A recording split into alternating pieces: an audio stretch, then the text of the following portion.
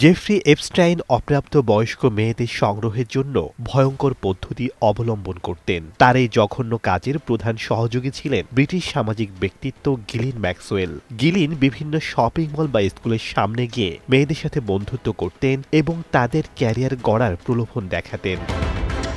Epstein সরাসরি যৌন কাজের কথা বলে মেয়েদের নিতেন না। অধিকাংশ ক্ষেত্রে তাদের বলা হতো যে এপস্টাইন একজন বড় মাপের ইনভেস্টর, যার শরীর খুব ক্লান্ত থাকে, তাই তার ম্যাসাজ প্রয়োজন। প্রতি সেশনের জন্য কয়েকশো থেকে কয়েক হাজার ডলারের টোপ দেয়া হতো। তার সাথে কাজ করলে তারা মডেলিং বা বড় কোনো জায়গায় সুযোগ পাবেন এমন প্রলোভনও দেখানো হতো।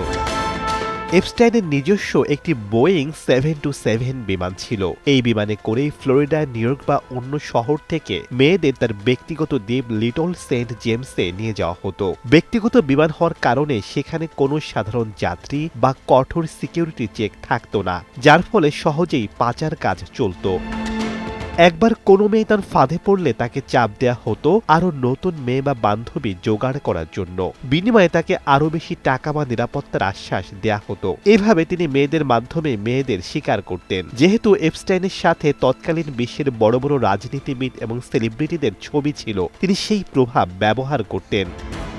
এই পুরো প্রক্রিয়াটি পরিচালিত হতো অত্যন্ত গোপনে। সেই নির্জন দ্বীপে যাওয়ার পর মেয়েদের পাসপোর্ট বা ফোন অনেক সময় নিয়ে নেওয়া হতো, যাতে তারা পালাতে বা সাহায্য চাইতে না পারে। এপস্টাইন মারা গেলেও তার এই নেটওয়ার্কের অনেক সদস্য এখনও ধরাছোঁয়ার বাইরে।